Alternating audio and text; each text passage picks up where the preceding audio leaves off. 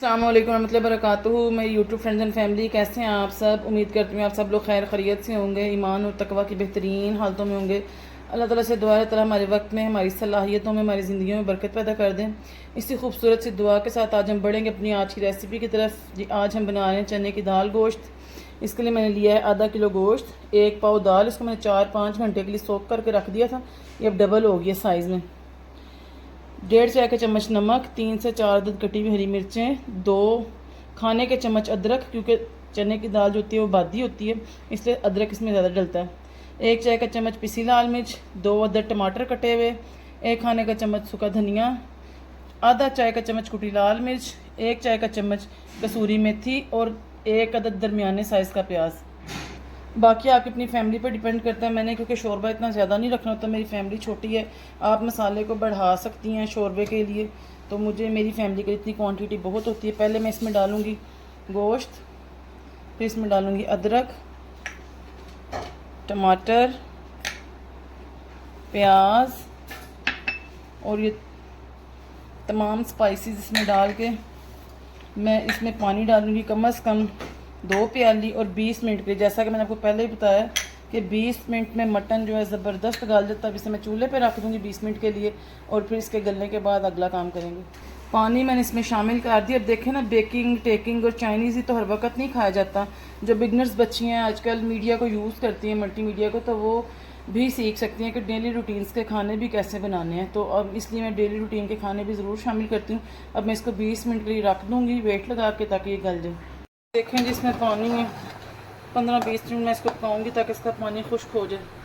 साथ में rice boil कर रही हूँ अपने लिए, अपनी बेटी के लिए, अपने छोटे बेटे के लिए। मेरे हस्बैंड और दरमियाना बेटा जो है इसके साथ पराठा खाएंगे। बस एक घर में यही होता है, किसी ने कुछ खाना और किसी ने कुछ खाना। अभी देखें जिसमें थोड़ा थोड़ा पानी है, तो मैं इसमें अपनी दाल शामिल कर दूँगी सारी। अच्छा, मेरी एक फ्रेंड है ना, उन्होंने चने की दाल गोश्त पकाई तो उनकी दाल थोड़ी सख्त रहेगी, तो उनकी सास कहने लगी कि आपने ना गोश्त के साथ दाल शामिल कर दी, इसलिए आपकी दाल कच्ची रहेगी। तो मैं उनका नाम तो नहीं लूँगी, तो आप देख लें। अब मैं साथ ही डाल रही हूँ, इसके साथ पानी जल्दी खुश्क हो जाए, हम इकट्ठा दोनों को भून लेंगे। अब इस स्टेज में मैं इसमें 1 प्याली ऑयल शामिल करूँगी।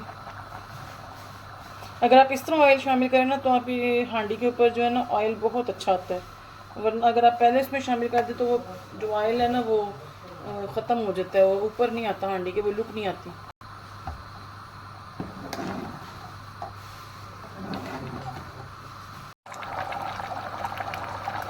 अब आपके सामने है कि दाल और गोश्त इकट्ठे हैं, इनको मैं इकट्ठे भूनूंगी इंशाल्लाह।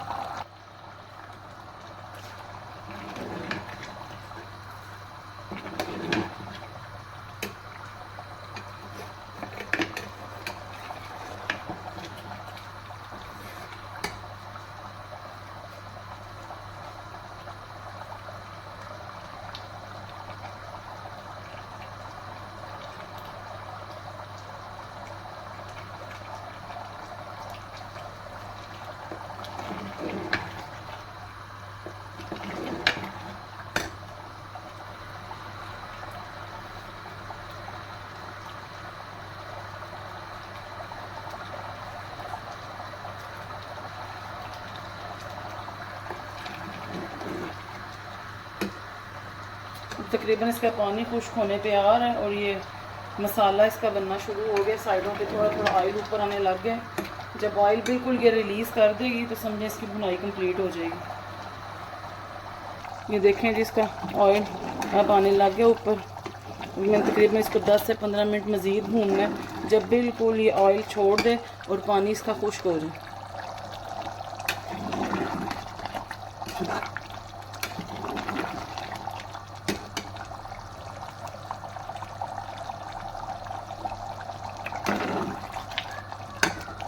देखें जी, इसके ऊपर ऑयल आ गया आपके सामने, इसने ऑयल छोड़ दिया। अगर यही ऑयल हमने स्टार्ट में डाला होता ना, इतना ज़बरदस्त ऑयल कभी भी इसका नहीं आना था। मैं गारंटी के साथ कह सकती हूँ, आप ट्राई करके देखना, आपको दोबारा ऑयल डालना पड़ना था। और ये देखिए कितना ज़बरदस्त। अब इसको जैसे कि पंजाबी ज़बान में लोग कहते तरी, मैंने मोस्टली लोगों को ये कहते हैं उसने कि हमारी हांडी पे जी तरी नहीं आती, हमको इतना अच्छा बनाते हैं। तो ये वो टिप है, इसको आपने याद रखना कि हांडी पे तरी कैसे आती है। देखें कितना ज़बरदस्त इसका कलर निकला आपके सामने। अब मैं इसकी तकरीबन 5 से 7 मिनट और भुनाई करूँगी बस। इस तरह ये है कि दाल के साथ ही भून गई है, गोश्त भी साथ ही भून गया, और इसके बाद मैं इसमें पानी डालूँगी।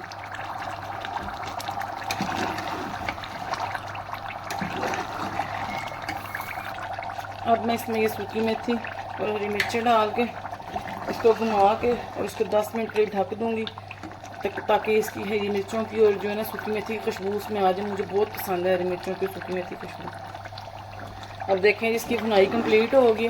इसकी लुक से आपको पता लग रहा है इसके ऊपर ऑयल अच्छे तरीके से आ गया।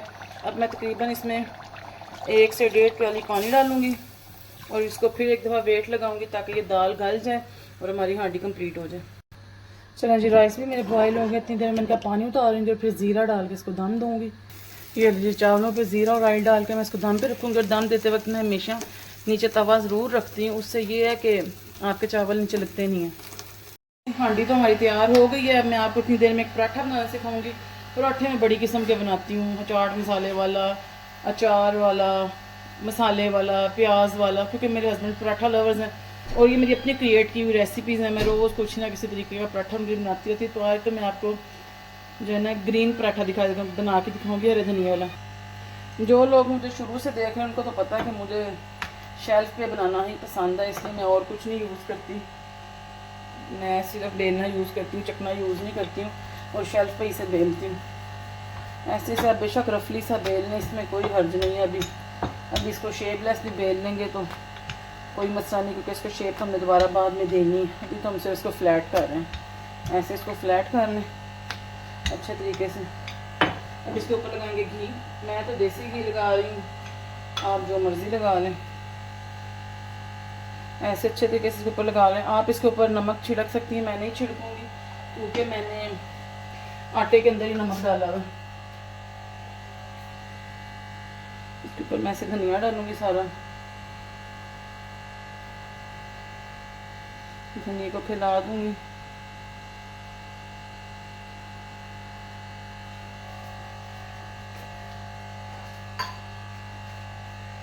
इसको मैं रोल करूँगी ऐसे। रोल करने के बाद इसको मैं ऐसे रोल करूँगी। इसकी साइड्स आपने जोड़ देनी अच्छे तरीके से। फिर इसको मैं ऐसे रोल करूँगी, ऐसे।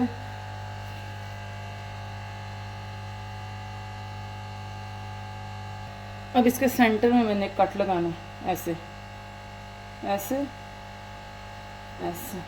और ये दो जो है ना सेंटर ऐसे हो जाएंगे और ये पेड़ा जो है ना इस तरह बन जाएगा ऐसे। थोड़ा सा इसको ऐसे करें और ये देखें ये मेरा पेड़ा तैयार हो गया। अभी ये जब इसको हम बेलेंगे ना तो इसके ग्रीन कलर वो नुमाया होगा। ऐसे इसको जोड़ लें साइड से ताकि ये राउंड शेप तैयार कर लें ऐसे। और ये देखिए ये हमारा पेड़ा तैयार हो गया। अब इसे मैं बेलूँगी।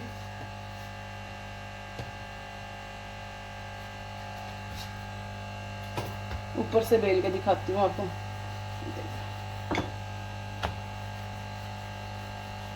इसकी परतें भी बड़ी अच्छी बनेंगी क्योंकि इसके अंदर घी भी लगा हुआ है और धनिया भी गया हुआ है।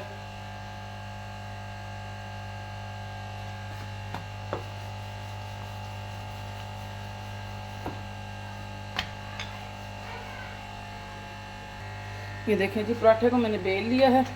अब मैं हल्का से इसको अपने हाथों से छांटूंगी और इसको मैं तवे पे डाल दूंगी।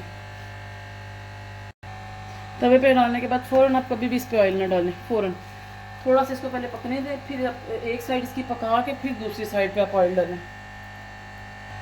एक साइड इसकी पक गई है, अब मैं इसको पलटाऊंगी। दूसरी साइड को भी थोड़ा सा पकाऊंगी, फिर मैं उस पर ऑयल डालूंगी। सॉरी, ऑयल हांडी बनाते तो ज़ुबान पे चढ़ गए। घी आप ऑयल से भी बना सकते हैं, देसी घी से, सादे घी से, जिससे मर्जी बनाएं, लेकिन मैं देसी घी से बना रही हूँ। अब देखें मैं इसकी साइड पलटूंगी, पलट दी। अब मैं इसके ऊपर घी डालूंगी। ये भी एक टिप है खस्ता पराठा बनाने की। देखें जी, मैंने इसके ऊपर घी डाल दिया। अब मैं इसकी साइड पलटाऊंगी।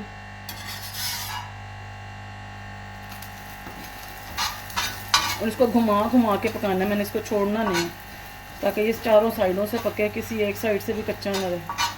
देखिए इसे घुमा घुमा के पकाना है।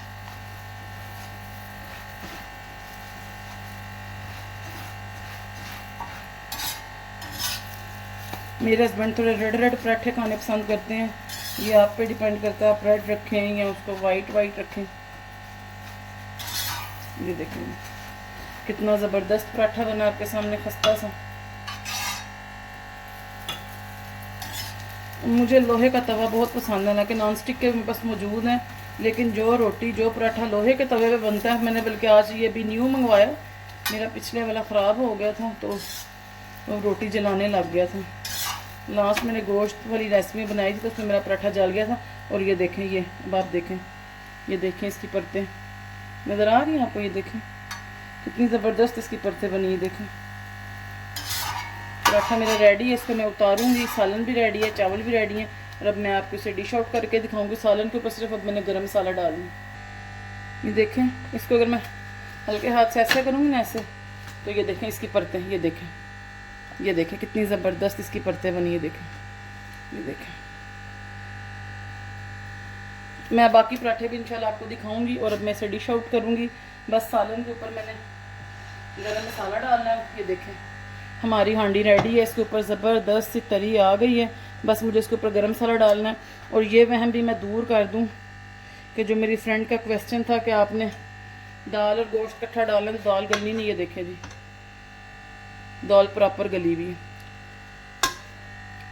जी। हमारे दाल चावल और पराठा, दाल गोश्त चावल और पराठा रेडी है।